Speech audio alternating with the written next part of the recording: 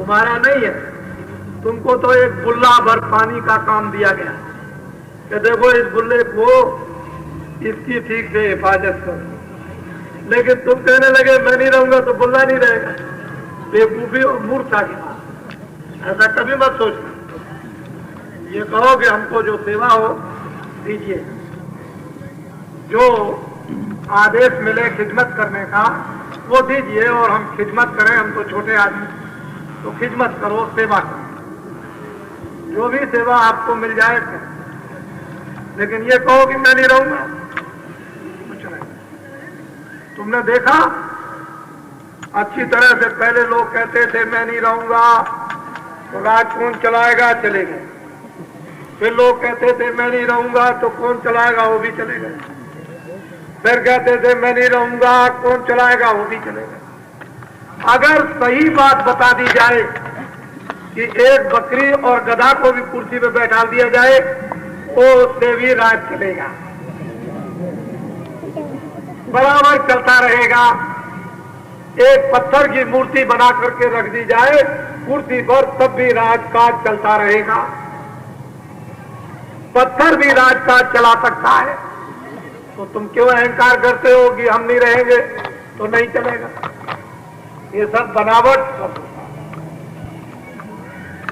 वैसा का काम मत करो। तुम वीर और बहादुरों का, तेजस्वी और धर्मात्माओं का काम करो, वैसा का काम मत करो। वैसा का काम करोगे तो समझ लो। बोलो जय गुरुदेव। अरे भाई बात समझ में आई है कि देवता 33 करोड़ प्रसन्न हो गए, बात समझे? उन्होंने कहा कि सतयुग आएगा, बात समझ में आई? कलयुग में सतयुग आएगा, उन्होंने कहा आप रिश्तेदार के रिश्तेदार और इस रिश्तेदार के उस रिश्तेदार को जल्दी जल्दी बता दो कि कलयुग में सतयुग आएगा, इसको याद कर लो और अपने अपने दरवाजे पर जल्दी जल्दी लिखो कि कलयुग में सतयुग आएगा। 1 बीघा खेत में 100 मन गेहूं लाएगा। किसानों के खेतों में अनाज सब्जी फल इतना पैदा होगा घर में रखने की जगह नहीं रहेगी। बात समझ में आई? इतना नहीं लिख सकते हो? अरे इतना भगवान का सूचक चिन्ह है, अपने घरों पर नहीं लिख सकते हो कि सतयुग आएगा? बाकी तुम क्या करोगे? किसी की सेवा कुछ नहीं करोगे। रिश्तेदार को बता दो कि कलयुग में सतयुग आएगा, उसकी सब लोग तैयारी करो। क्या करो कि मांस मछली अंडा और शराब साड़ी छोड़ दो और कत्ल और चोरी चमारी छोड़ दो। देवताओं ने कहा है कि इनको ये बता दो कि ये बुरी चीजें छोड़ दें, और जब ये न छोड़े तो मुझे बता दो। तो अभी तो खुदा का डंडा बजा नहीं है, अभी डंडा तो आगे कब बजेगा? जब आप बुरी चीजें छोड़ोगे नहीं और आपका संदेशा उनको दे दिया जाएगा कि इन्होंने बुरी चीजें नहीं छोड़ी, आप जानो ये जाने, तब फिर खुदा का डंडा बजेगा।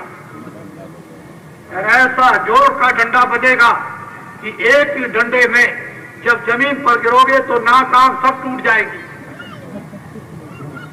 कमर हड्डी हाथ पैर सब टूट जाएंगे। 1 मिनट नहीं 1 सेकंड के अंदर बाबा जी की सब बातें आपको याद आ जाएंगी।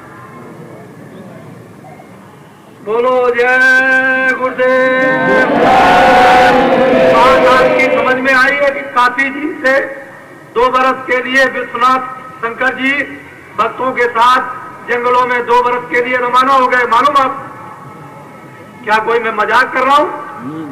वो धर्म को जगाने के लिए जंगलों में चले गए भक्तों के साथ। अब वो काशी विश्वनाथ जंगलों में जाकर के फिर वहां से आपको परिचय देंगे। बात समझ में आई?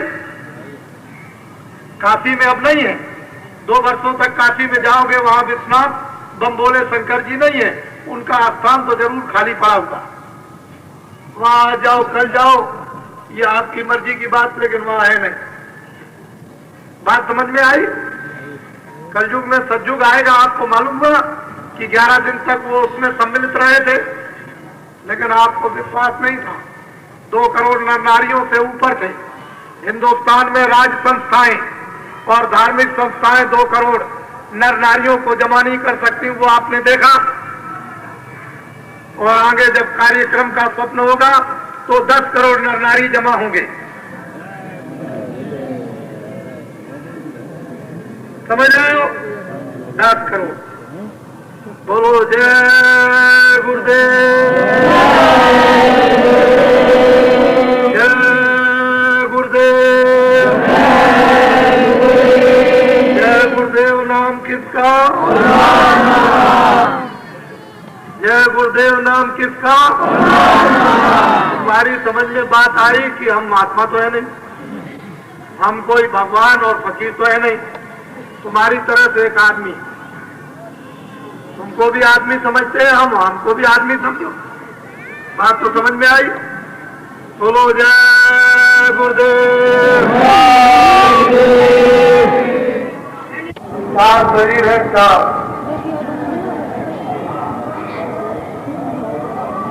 एक तो जिसमें आप बैठे हुए हो इसको कहते हैं स्थूल शरीर। ये मनुष्य शरीर स्थूल शरीर, इस स्थूल शरीर को कहते हैं पिंड लोक। ये कितने तत्वों का है उसको ध्यान से सुनो। जल, पृथ्वी, अग्नि, वायु, आकाश, ये 5 तत्वों का स्थूल शरीर, मनुष्य शरीर।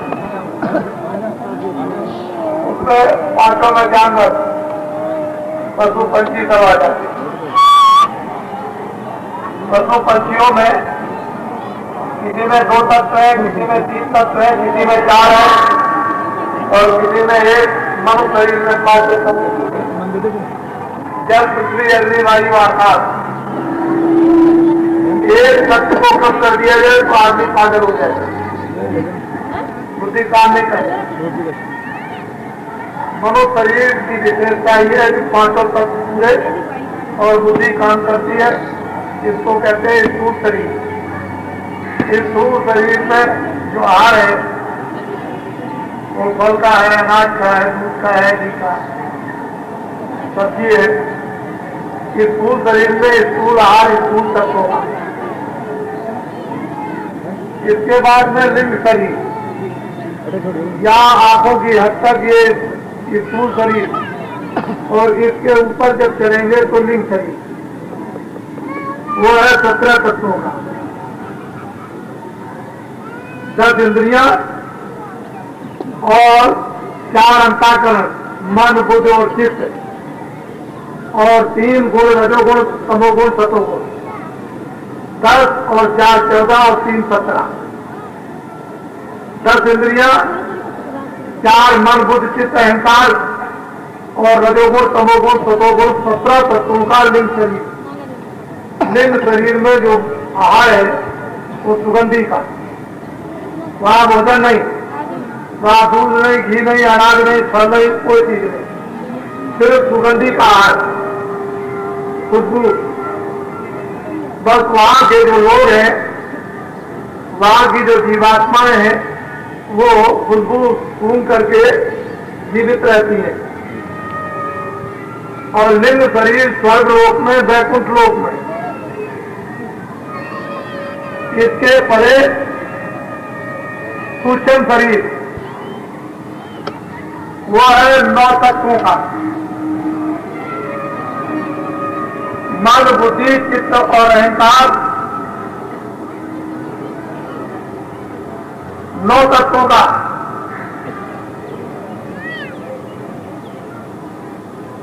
सबसे स्पर्श, रूप, रस, गंध,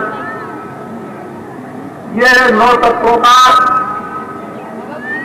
सूक्ष्म शरीर। और स्वर्ग और वैकुंठ के परे जो ईश्वर का धाम है, जो सहजल कमल, उसमें जो भोजन होता है वो प्रकाश का, रोशनी, जिसको लाइट कहते हैं। उसी को देख करके वहां की जीवात्माएं जीवित रहती है। वहां सुगंधी नहीं, रोशनी देता है। स्वर्गलोक के भोग नहीं है, मृत्युलोक के भोग नहीं, वहां सिर्फ लाइट प्रकाश देकर के जीवित रहती है। और इसके ऊपर पैदल कमल से ऊपर कारण लोग,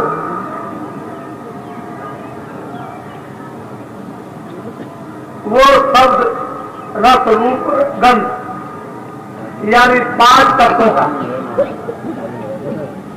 वहां पर जो भोजन है वो शब्द का, आवाज का। बिना आवाज के वहां जीवात्माएं जीवित नहीं रह सकते। इसलिए जो भोजन है, खुराक है, वो शब्द की, आवाज की है, वाणी, जिसको बाजा कहते हैं। इन 4 शरीरों में अपने अपने लोगों में अलग अलग उनके शरीर और अलग अलग उनके भोग, एक दूसरे से किसी से मिलते जुलते नहीं। इन 4 शरीरों को पार करने के बाद 4 कपड़ों से जब जीवात्मा अलग हो जाती है, तो इसमें स्वयं जो दोनों आंखों के पीछे जीवात्मा बैठी है, इसमें रचना करने की स्वयं शक्ति आ जाती है। फिर ये खुद रचना करती है, लोग बना दे, बड़ी बड़ी और विविध बात की रचना कर डाले, इसमें स्वयं शक्ति आ जाती है, इसमें ये गुण होता है। और 4 शरीरों से आजाद हो जाती है, फिर बंधन में नहीं। फिर उसको स्थूल कर्म, लिंग कर्म, सूक्ष्म कर्म और कारण कर्म नहीं बांध सकते। वो इन 4 शरीरों से अलग हो गई, निर्बंधन हो गई।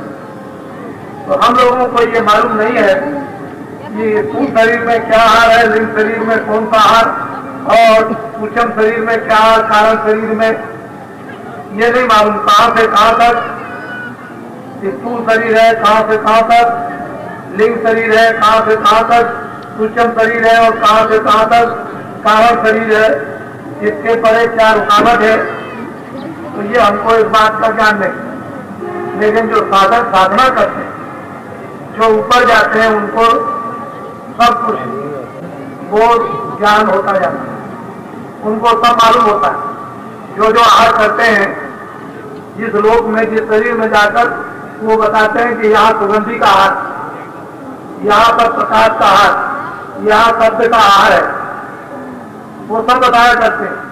और यहाँ किसका आहार है? कुछ चीजों जो रोज आप कढ़ाई में बना के खाते हैं, इन चीजों का आहार है, इससे ये शरीर रहेगा। सुगंधी से लिंग शरीर जीवित रहेगा, प्रकाश से जो है वो सूक्ष्म शरीर जीवित रहेगा, और कारण शरीर में सब, इसके परे कोई जीवात्मा का शरीर नहीं। तो कारण आती है। तो आप थोड़ा सा ध्यान देकर सत्संग को आप सुनिए। ये गोपनीय सत्संग है, लोगों को ये सुनने को मिलता नहीं, और लोग जानते भी नहीं। चरण गुरु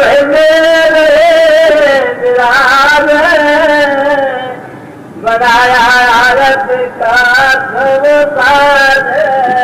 बताया कि गुरु के चरण दोनों आंखों के बीचों बीच और सामने विराजमान, यानी प्रकट हो गई।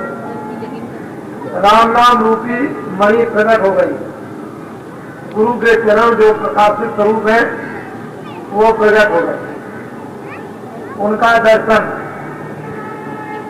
उसमें बड़ा आनंद है। कहते हैं हमारे गृह में, हमारे घर में, मनुष्य रूपी मकान में, तीसरे चिन्ह में, दोनों आंखों के बीचों बीच जब दरवाजा खुल गया, तो कहते हैं चरण कमल आ गए। वो उस गुरु के चरण कमल, वो जो सबका गुरु, उसको पिता कहो, गुरु कहो, वो सब कुछ कहा जाता है। माता कहो, स्वामी कहो, मालिक कह लो, उसको कुल्लम कुल करतार कह दीजिए, सर्वा आधार कह दीजिए, सबको बढ़ाने वाला कहिए, सारी जीवात्माओं का रक्षक कहिए। उसके चरण ग्रह आए, मेरे सोते भाग दिए जनाए। अनेकों जन्मों का सो रहा था, मानव जीवन की सांसों का हिस्सा वो जाती, और ठीक ठीक सांसें अब काम में आने लगी, नहीं तो सोने खाने में व्यर्थ में चली जाती। कभी नाक से निकली, कभी मुंह से निकली। मुंह खुल गया तो मुंह से चलने लगी, नाक खुल गई तो नाक से चलने लगी। ये जो दोनों धोपनी है हवा निकलने की, आने जाने की, और इसमें गिनती की श्वासें हैं। जब ये गिनती की श्वासें खत्म हो जाएंगी तो ना इधर से निकलेगी ना इधर से, और ना इधर से जाएगी ना इधर से जाएगी। खत्म। जब धोपनी की श्वास खत्म हो जाती है तो वो धोपनी भी नहीं चलती। ये धोपनी भरने वाला धोपनी भरता है तब भट्टी जलाई जाती है। ऐसे ये भट्टी है सांसों की, इसमें धोपनी वो अब काम में आने लगी, होता जाएगा, होता हुआ बाहर जाता।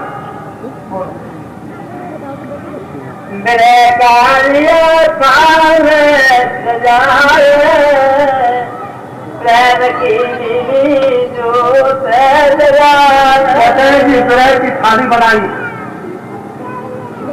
विरह की, जिसको तपन कहते हैं, तड़प कहते हैं, विरह कहते हैं, रोना उसको कहो कहते हैं, उसकी एक थाली बनाई और उसमें सूरज की बाती बनाकर रख दी। अब तो ये जब जलेगी तभी काम बनेगा, इसके पहले काम नहीं बन सकता। तो इसको थाली बनाना। ये जीवात्मा दोनों आंखों के पीछे बैठी है। ये चतुर्संताकरण मन बुद्ध चित्त अहंकार। मन अपना काम करता है, कितने काम किया चिंतन का, उसने चिंतन करके छोड़ दिया, और मन संकल्प विकल्प करता है, और बुद्धि निश्चय करती है कि ठीक है कि नहीं है, और अहंकार दीवार बनाकर खड़ा हो जाता तो सारा ज्ञान खत्म कर देता है। तो इसमें जो पूरा कचरा भरा हुआ का यही तो है कि चिंतन में काम किया, मन संकल्प विकल्प करता है, बुद्धि में विवेक नहीं है, और अहंकार दीवार बना के खड़ा हो जाता है तो सर्वनाश कर देगा। ये जब साफ होगा, ग्रह की थाली बना ली जाएगी, और जिसमें दीपक जब जलेगा तो अपने अपना काम ये सब करने लगे। चित्त अपना काम, मन अपना काम, बुद्धि अपना काम, अहंकार अपना काम, और फिर जीवात्मा सभी है उसमें, वो निकल आएगी, और जब निकल आई तो दीपक सामने चलना। हाँ, मन से धनमत थाई भई, ग्रस्त गुण फेरी जैसे उमंग से खड़ी हो गई और दृष्टि से निहारती है, आंखों से ज्ञान चक्षु से नेत्र सामने देखती। इसीलिए साधकों को ये चाहिए कि बाहर की आंखें तो हिले नहीं, अंदर की आंख से सामने एक जगह देखो,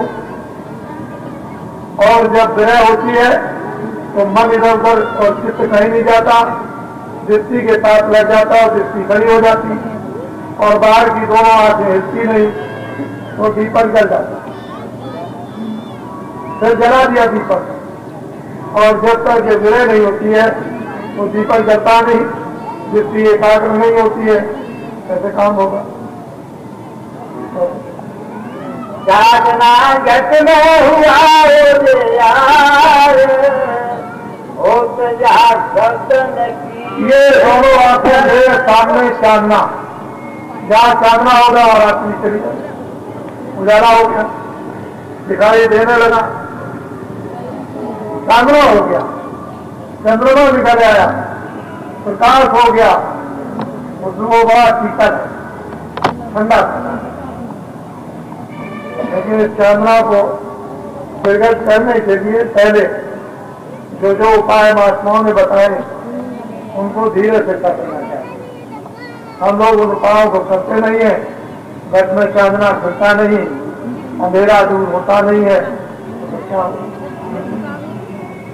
घंटा बाजे और फिर क्या सुनाई देगा।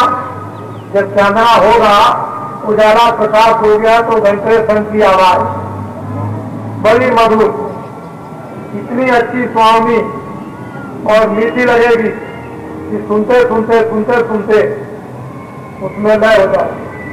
यानी अपने आप को भूल जाओ कि मैं क्या हूं। ये सब सुनाई इस मनुष्य रूपी मंदिर में तीसरे घाट पर जब चांदना होता है और देवती उसका दर्शन करती है तो ये सब बाजे बजते हुए सुनाई देते हैं। और जिसके घट में ये बाजे बजने लगे तो हो मंगलमय वो शरीर कितना पवित्र होता है। महात्माओं ने बताया कि जागृत साई प्रगट हो, उस घट की क्या महिमा किया जाए। ऐसे साधु जब कभी घर पर आए तो और साथ बड़े प्रसन्न हो, जब जाने लगे तो रो दो।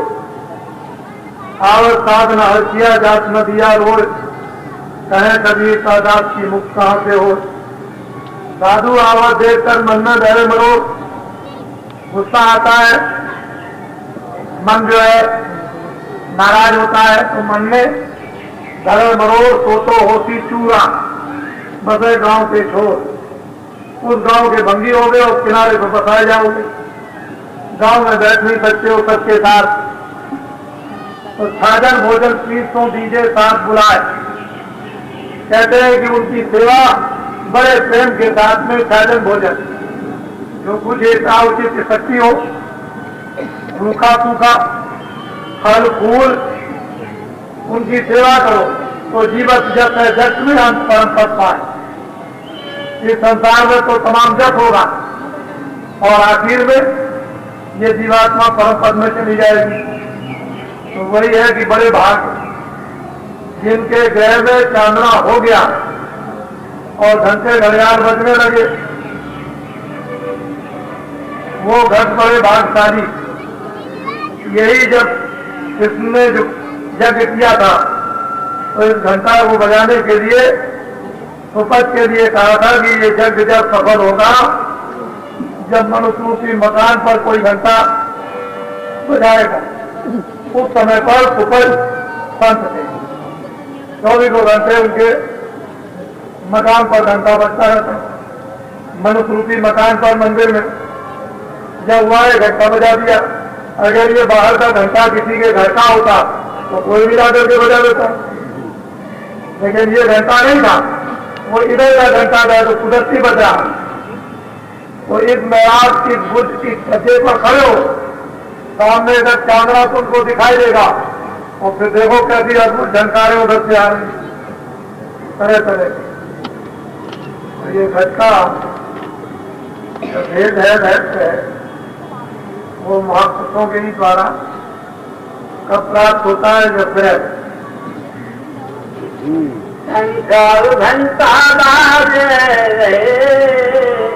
रात घट गुल्ले खोल दिए। मनुष्य रूपी मकान का घाट जहाँ जीवात्मा की जड़ चेतन की घाट बंधी थी 5 तत्वों की और 3 गुणों की, उस जीवात्मा को निकालकर घर का घाट खोल दिया। तो छोड़त ग्रंथ पाओ जो कोई तभी जीव प्रसारक हो। जब 5 तत्व जल पृथ्वी अग्नि वायु आकाश और रजोगुण तमोगुण सतोगुण इन तीनों की गांठ से जीवात्मा अलग होगी तभी प्रकाश हो सकती। लेकिन जैसे ही छोड़ने चलो, खोलने चलो गांठ को तो रिद्ध सिद्ध प्रेरम हो भाई, फौरन रिद्धियां सिद्धियां आ जाती हैं, प्रेरणा करती हैं, प्रलोभन देती हैं, खड़ी हो जाती हैं, हंसती हैं, मुस्कुराती हैं, ऐसी ऐसी चीजें हाथ में लिए रहेंगी, ये ले लो।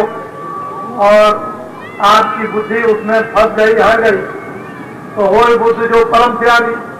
अगर बुद्धि परम त्यागी है तो कहेगा हमको कुछ नहीं चाहिए, हमको तो वही चाहिए जिसके पास ये सब कुछ है।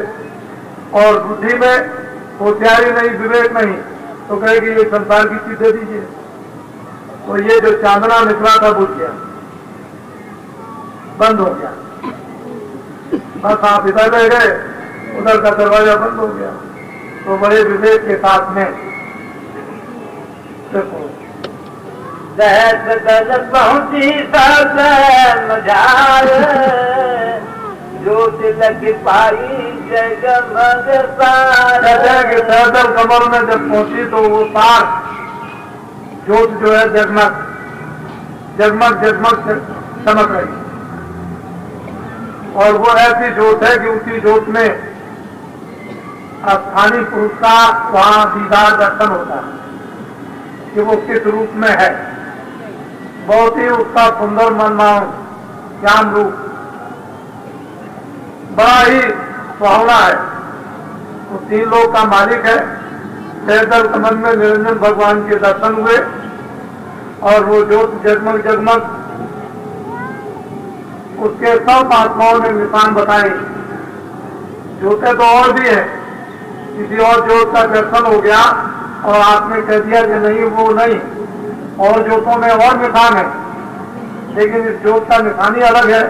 कोई कह दे मैंने उस ज्योत को देखा था, तो पूछा जाएगा उसके बीच में क्या निशान है, तो आप नहीं बता सकते।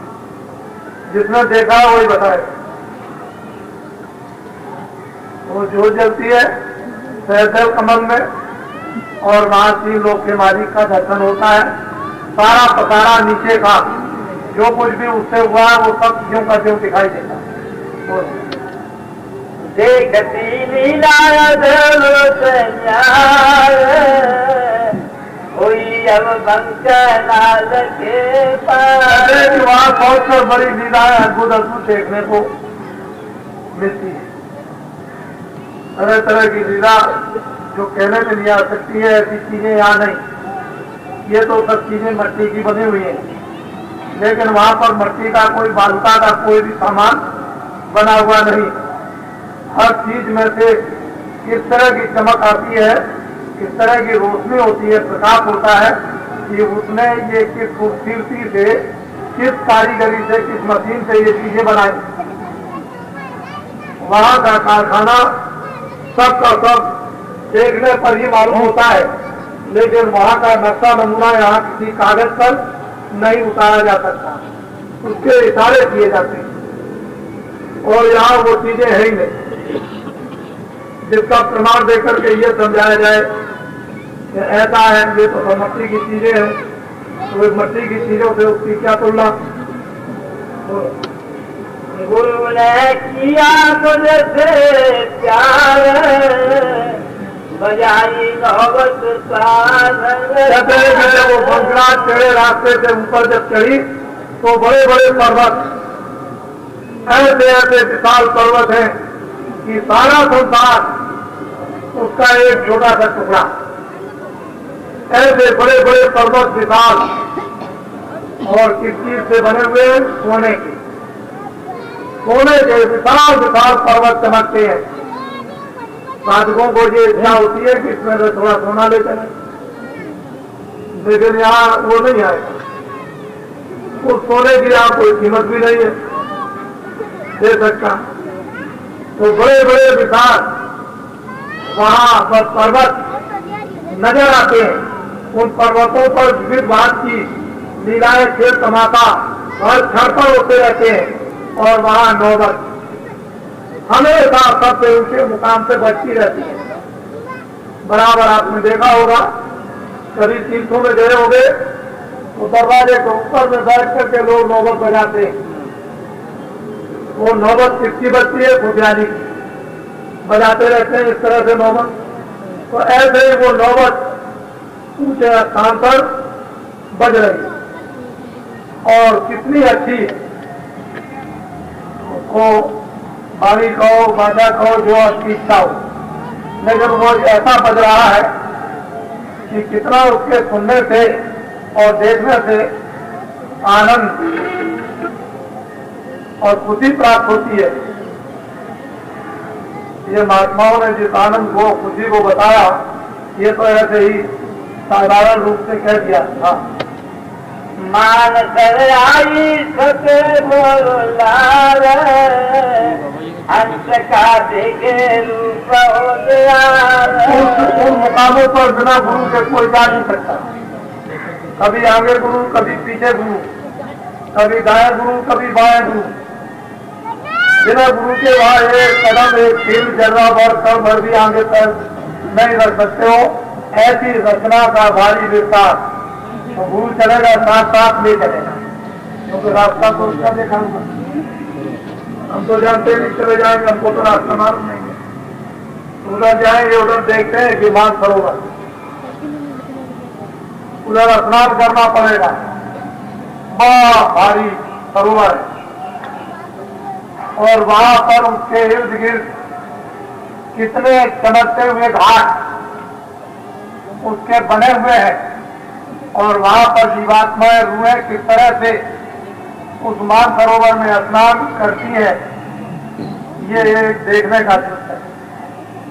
वो जलवा है, वो चीजें सब कुछ थी, लेकिन बताने वाले न मिले, राह दिखाने वाले नहीं मिले। हमको अपना बना लेते, ऐसे मिलते जो वहां तक हमको ले चलते, आगे पीछे और पहुंचा देते। आप यहाँ बिना गुरु के राम और कृष्ण, बौद्ध और ईसा एक कदम भी नहीं चल सके, तो आपकी हस्ती क्या है कि बगैर गुरु के चलेगा? राम को भी गुरु करना पड़ा, कृष्ण को भी, और जितने भी आए लोग सबको गुरु करना पड़ा, जितने महात्मा आए सबको गुरु करना पड़ा। और आप कहते हो हमको गुरु की क्या जरूरत है? गुरु कोई हड्डी नहीं है, गुरु एक ताकत है, एक ज्ञान है, एक शक्ति है, एक प्रेम है, एक आनंद है। तो गुरु कहते हैं जो अज्ञान रूपी अंधकार को हटा करके जीवात्माओं को ज्ञान रूपी उस प्रकार आनंद को प्रदान करे, उसका नाम गुरु। तो गुरु आप समझते नहीं हो, वो आप समझ लेते हो गुरु कोई एक हार मास का। गुरु वो परम शक्ति है, उसके बिना कोई काम नहीं। अब लोग कलयुग में कहते हैं गुरु करने की क्या जरूरत, हमको गुरु। देवियों से कहते हैं कि तुम हमको गुरु मानो, ये ठीक है, मैं ये नहीं कहता। लेकिन सतयुग में, त्रेता में, द्वापर में आपको आदेश मिला था कि प्रति उम्र का एक हिस्सा भगवान की आराधना में लगाते हैं, तुम लोग इनकी सेवा करना और इनके तपोबल से तुम्हारी आत्माओं का कल्याण हो जाएगा। अब मैं आपसे पूछता हूँ, इस समय भगवान की आराधना में आत्म कल्याण के लिए आप कितनी तपस्या करते हैं?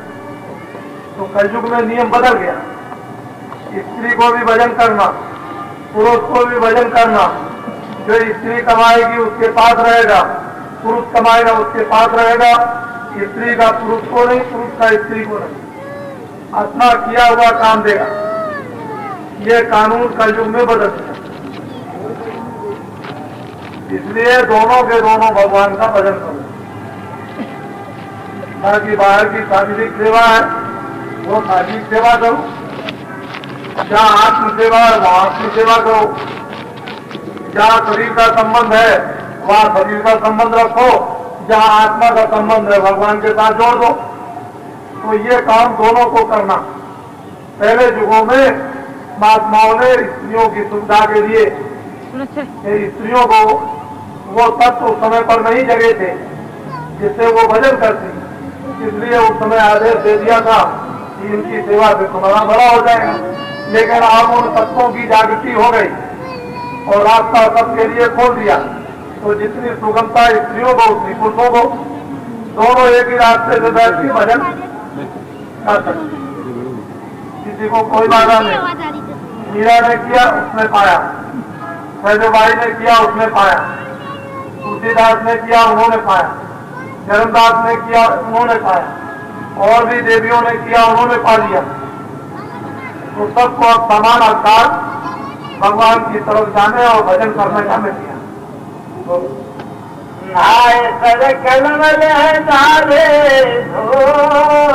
उस सरोवर में पुरुषों ने, जीवात्माओं ने जो भी वहां पहुंची स्नान किए उस सरोवर में, और जितने भी कलमल के जितने दोष थे, अवगुण थे, विकार थे, बुराई थी, वो सबको ले जाकर के दौड़ा। मन को मन के भंडार में, बुद्धि को बुद्धि के भंडार में, चित्त को चित्त के भंडार में, प्राणों को प्राणों के भंडार में, इनको सबको अपने अपने भंडार में पहुंचाती हुई जीवात्मा जब गुणातीत होकर के अकेली चली, मानसरोवर में स्नान किया, सारा कुछ ऐस धो दिया और बिल्कुल की धूप में हो गई कि हम उसके सामने कुछ नहीं, इतनी श्वेत और सफेद हो गई जिसको व्हाइट कहते हैं। नाय कर कलमर डाले धो शब्द सुन सारा सुनाई मोया। कहते हैं कि फिर उसको पार तक उसको सुनाई दिया। किसने सुनाया? गुरु ने। वहां भी गुरु की जरूरत है। हर शब्द का परिचय गुरु, हर मंडलों का परिचय गुरु, हर देशों का परिचय गुरु कराएगा। बिना गुरु के नहीं हो सकता। कहते हैं गुरु ने वो भी सुनाया। रूप लगे अक्षर का दिया। जब ये 10वें द्वार में पहुंची तो अक्षर का साक्षात्कार दर्शन हुआ, रूप का। और वहां पर किसी से पूछा जाए कि भाई रूप में क्या है, तो वहां कुछ लिखा हुआ। जो लोग यहां से जाते हैं वहां कुछ पढ़ते हैं। ये अक्षर उधरी से आए। ऋषि मुनियों ने जो प्राणायाम किया और उससे उन्होंने जो कुछ अनुभव किया है, ये सब अक्षर ऊपर की तरफ से आए। तो अक्षर का दर्शन हुआ, दीदार किया, उनकी आवाज सुनी और बहुत मीठी महीन, दिल को पकड़ने वाली, अपनी तरफ खींचने वाली किंगरी और सारंगी की आवाज में जिस तरह से मृग को बजाया जाए, और जब वो सुनता है तो मस्त हो जाता है। इतना मस्त हो जाता है कि अपने पैर आगे टेक देता और उसको होश भी नहीं रहता है उसी मस्ती में कि बदरी आएगा हमारा सिर काट देगा। रूप लगे अक्षर का दिया। महासुनैया घाट उभार।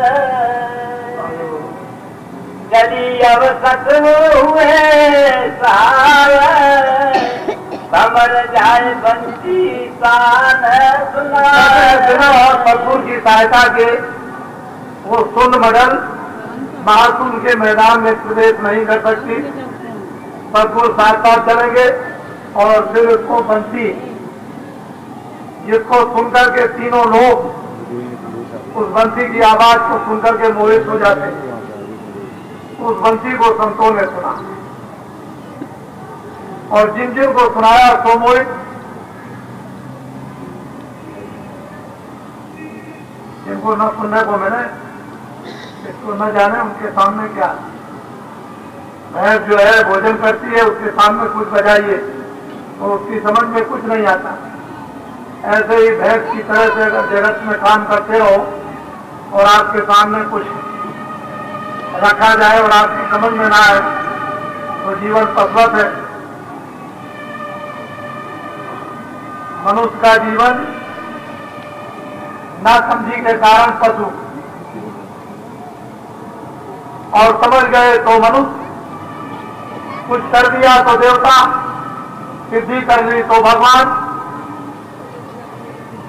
काम तो बन जाएगा इस तरह से, लेकिन अभी तो हमने कुछ काम किया ही नहीं है, तो हम मनुष्य क्या, हम पशु है, जिनकी इंद्रियों के भोगों में लिप्त है, इसलिए पशु समाना।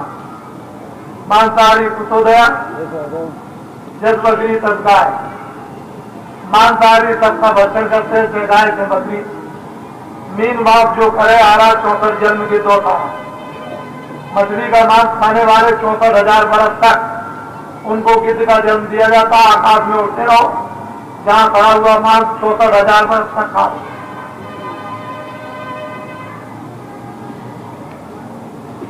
ये है उनका जो कल दिखाया था फैसला। ये फैसला ऐसे नहीं करता, वो तो महात्मा जब इसको खाते को फाड़ फूल के खत्म कर दें, जला दे तो छुट्टी मिले, नहीं तो ये खाता खत्म नहीं होता, ये भोगना पड़ेगा। तो मांसाहारी पर बचे, सब जानवरों का उसने खा लिया। किसी का भी मांस हो, आदमी हो, गाय हो, बकरी हो, सुअर हो, घोड़ा हो, कोई हो, और हमारा भोजन, हम खेत के पानी पीते थे तो भोजन हमारा ये नहीं था। जो जिभ्या से चाटते हैं अज्ञानी जीव, जो पशु पंछी या जानवर हैं, वो जो खेत के पानी नहीं पीते हैं वो तो मांस खाते, लेकिन उनमें से जो खेत के पानी पीते हैं वो भी नहीं खाते। तो हम मनुष्यों के अंदर उन जानवर और पंछियों की जितनी भी बुद्धि नहीं रही। वो तो समझ लेते हैं कि ये मांस है, इसको नहीं खाना, लेकिन मनुष्य तुझको पूरी बुद्धि दी और फिर भी तू नहीं समझता, उसको मांस खाता।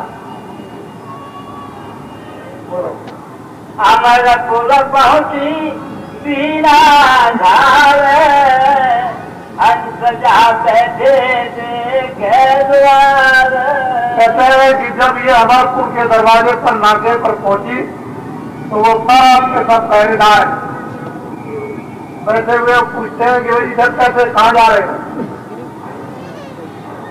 तो उन्होंने कहा कि मुझे इधर जाना है। तुमको यहाँ कौन जाया? कह लगे ये है उनका पास। देखा उस पर मोहर छाप लगी है संतों की कि रास्ते में कोई नहीं रोक सकता है, सब रास्ता देते चले जाएंगे। तो अमरपुर के दरवाजे पर नाके पर पहुंची और हंसों ने पूछताछ की और जब पास देख लिया और कह दिया चले जाओ। उन्होंने भी उसको मदद दे दी कि जाओ अंदर जाकर अमरपुर में सच्चे बादशाह प्रीतम का दर्शन करो। और ये फिर उस अमरपुर यानी सत्यलोक में दाखिल हो जाती, सतपुरुष के दर्शन करती। उसका रूप, लंबाई चौड़ाई, उसका प्रकाश कितना बड़ा है ये कोई वर्णन नहीं कर सकता। और कितनी रूहें जीवात्मा उसके इर्द गिर्द नाचती रहती है, वो उसके इर्द गिर्द कितने बड़े बड़े मंडल हैं, कितने बड़े बड़े ब्रह्मांड हैं, जिनकी हजारों वर्षों तक वहां सेवाइट करते रहो तब भी पता नहीं चलेगा। इतनी दूर और दराज से उस पुरुष की आरती होती रहती है 24 घंटे। खेल तमाशे जो होते हैं, यहाँ तो तुम घंटे 2 घंटे में उग जाओगे, वहां करोड़ों वर्षों में भी नहीं उग सकते हो। रात और दिन कभी सोते ही नहीं, वही खेल तमाशा करते और देखते रहते हो। ये अमरपुर सच्चे बादशाह है और अपने घर का बिना हर सद्गुरु की कृपा मदद के उधर नहीं जा सकते, कोई आपको ले नहीं जाएगा। महात्माओं ने जो सहारा पकड़ा दिया है, धीरे से जीवों को उसी सहारे से लगना चाहिए और धीरे धीरे दीवार पकड़ लो, धीरे धीरे चले आओ, दरवाजा मिल जाएगा। लेकिन धीरे धीरे आओगे और दरवाजे के पास आए, खुजली आ गई, हाथ को हटा दिया, खुजाने लगे, 2 कदम आगे बढ़ गए तो दरवाजा छूट गया। फिर घूम करके उतना ही चक्कर मारना, कहोगे हमको दरवाजा नहीं मिलता। दरवाजा उस किले के चारों तरफ है, लेकिन जब पास पहुंचे तो खुजली आ गई। ऐसे ही संसार के भोगों की जब खुजली आ जाती तो दरवाजा छूट जाता। निकल गए, बहुत लंबा किला है, कितना चारों तरफ लंबा परकोटा है, फिर आपको वो दरवाजा मिलता नहीं, जीवन निकल जाता, खत्म कर देते हो। तो महात्मा परकोटे का दरवाजा बता दे, उसी को धीरे से पकड़ के खटखटा दो तो दरवाजा ऑटोमेटिक खुल जाएगा, धीरे से खुल जाएगा। बस ये आपको सत्संग सुना रहा हूं, सत्य प्रीतम का बहुत दूर है, पास में नहीं है, चलना पड़ेगा, मदद लेनी पड़ेगी, साथ सामान तैयार, सब कुछ करने होंगे। अपनी जितनी बुराइयों की घटनियां हैं सब कुछ अर्पण करनी होगी, हल्के हो जाओगे। अरे अब ऐसे होशियार हो कि गठरी दूसरे को दे दो लेने के लिए, बल्कि होशियारी सावधानी से न नारी सबके सब फरमान के अंदरूनी रास्ते पर चले। भगवान का मंदिर है, मनुष्य शरीर है, जीवात्मा उसकी अंत है। ये दोनों आंखों के पीछे बैठी है, ऊपर अपने स्थान पे बैठकर वो बोली बोलता है, बाजे बजाता है, उसको धीरे से पकड़ लो, अपने मन को, मन के विकार को, अपनी सूरत और सूरत के ऊपर के आवरण को धीरे से मदद लेकर के उतार लो और नाम सत्ता के साथ में अपने को जुड़ जाओ और धीरे से चढ़ कर किसी को पता न चले कैसे आते कैसे जाते हो। अपने घर में पहुंच जाओ, झगड़ा झंझट ये खत्म हो जाएगा। हमेशा का जन्मना मरना 84 जन्म नरकों में नहीं, ये पशु पंछी रोज आपके मोहल्ले में घूमते हैं। इन्होंने भी मनुष्य शरीर पाया था, लेकिन गलती की तो उसमें बंद कर दिए गए। अब जब तक कि पूरा भोग नहीं भोग लेंगे तब तक वो चक्कर नहीं छूट सकता। या ऐसा हो जाए महात्माओं की दया हो जाए तो सीधा चक्कर छूट जाएगा, आगे नहीं लगाना पड़ेगा। तो वो तो दया कब होगी कब नहीं होगी, लेकिन ये चक्कर छूटने वाला नहीं, इससे बचेगा। जय गुरुदेव।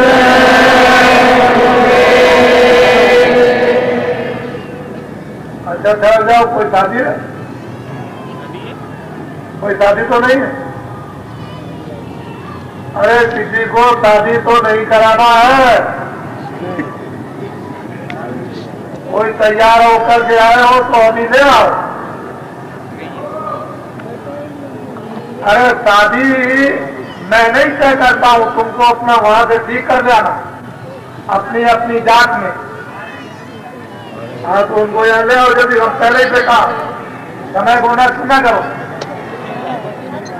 देखो एक पैसा नहीं लगता और ये दहेज प्रथा यहाँ कुछ नहीं। दहेज प्रथा से सब लोग मुक्त रहते हैं, लेकिन लोग इसको समझते नहीं है। ये इतने बैठे बराती और घराती